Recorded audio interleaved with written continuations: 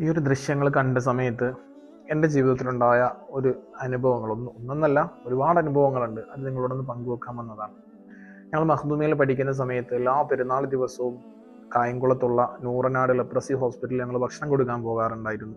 അപ്പം നല്ലവരായ ആൾക്കാർ ഒരുപാട് പൈസ തരുന്നത് കാരണം ഞങ്ങൾ ആ ഹോസ്പിറ്റലിൽ നിന്ന് വിട്ട് ആലപ്പുഴ ജില്ലയുടെ തെരുവിലേക്ക് ഹരിപ്പാട്, കായംകുളത്തും ഒക്കെ റെയിൽവേ സ്റ്റേഷൻ, ബസ് സ്റ്റാൻഡിലൊക്കെ കൊടുക്കും. അങ്ങനെ ഒരു പെരുന്നാളിന് ഞങ്ങൾ ഹരിപ്പാടുള്ള ആനാരിയിൽ ഒരു വൃദ്ധസദനത്തിൽ ഞങ്ങളൊരു ഷെരീഫ് ഉസ്താദ് പറഞ്ഞതനുസരിച്ച് ഭക്ഷണം കൊടുക്കാൻ വേണ്ടി അവിടെ പോയ സമയത്ത് അവിടെ ഉള്ള ഒരു ഉമ്മ അവർ ഭക്ഷണം കൊടുത്തിട്ട് കഴിക്കുന്നില്ല.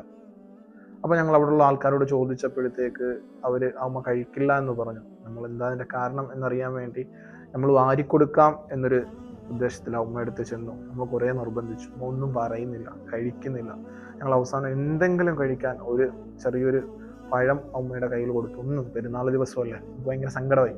അപ്പോഴാണ് അവിടുത്തെ അധികൃതർ പറഞ്ഞത് ആ ഉമ്മ തൊട്ടടുത്തുള്ളതാണ്, ആ മക്കൾ ഇപ്പോഴും വലിയ കോടീശ്വരന്മാരായിട്ട് വലിയ ബംഗ്ലാവിൽ അവിടെ താമസിക്കുകയാണ്. ആ ഉമ്മ സങ്കടത്തോടു കൂടി ഇന്നത്തെ ദിവസം ഒന്നും കഴിക്കാതെ ഇരിക്കുകയാണ്. അല്ലാതെ കണ്ണ് നിറഞ്ഞുപോയി അവിടെ നിന്ന്. ഞങ്ങൾ ഒരുപാട് പരിശ്രമിച്ചു. ഇതൊന്നൊന്നുമല്ല, ഒരുപാട് അനുഭവങ്ങൾ. ഒരു പെരുന്നാൾ ദിവസത്തിൽ കായംകുളത്ത് റെയിൽവേ സ്റ്റേഷൻ ഏകദേശം ഒരു ഉച്ചയ്ക്ക് 2 മണി 3 മണി സമയമായി. ഞങ്ങളുടെ കയ്യിലെ ഭക്ഷണം എല്ലാം കഴിഞ്ഞു. 1-2 ഭക്ഷണപ്പൊതികൾ മാത്രമാണുള്ളത്.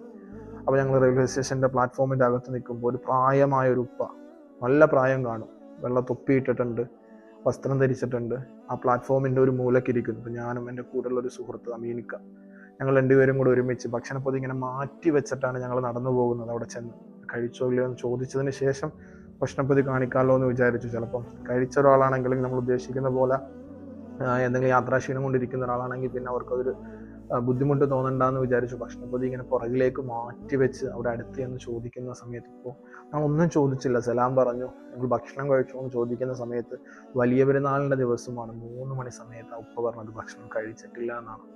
ആ സമയത്ത് വല്ലാത്തൊരു പടപടപ്പ് നമ്മുടെ ഹൃദയത്തിൽ വന്നു പോകാറുണ്ട്.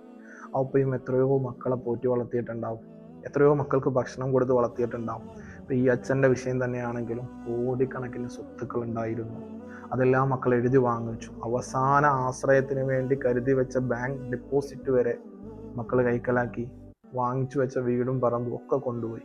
എങ്ങനെയാണ് ഈ മക്കൾക്ക് ഇത്രയും ക്രൂരന്മാരാകാൻ കഴിയുന്നത്? നാളെ നിങ്ങളും ആ ഒരു സ്റ്റേജിലേക്ക് പോയിക്കൊണ്ടിരിക്കുന്നവരാണ് എന്നുള്ളൊരു ബോധം നമ്മുടെ ആരുടെയും മനസ്സിലേക്ക് വരുന്നില്ല അല്ലേ? ഈ തൊലി ഒരു ദിവസം നിങ്ങളുടെയും ചുക്കിച്ചുളുങ്ങും. ഈ നിവർന്നു നിൽക്കുന്ന നിങ്ങളുടെ ശരീരവും ഒരു ദിവസം കൂഞ്ഞി തുടങ്ങും. അന്ന് നിങ്ങളുടെ മക്കള് നിങ്ങളോളം എത്തിയിട്ടുണ്ടാകും. ഓർത്തു വെക്കുക, കാലം നിങ്ങൾക്ക് മറുപടി തന്നിട്ടേ നിങ്ങൾ പറഞ്ഞേക്കുകയുള്ളൂ.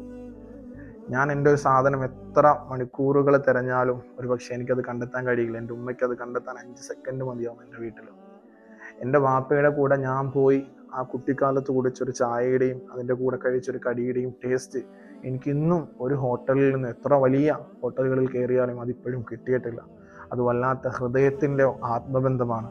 അതുകൊണ്ട് എൻ്റെ പ്രിയപ്പെട്ടവരെ, മാതാപിതാക്കൾ എന്ന് പറയുന്നത് നഷ്ടപ്പെട്ട് കഴിയുമ്പോഴേ നമുക്കതിൻ്റെ വില അറിയൂ.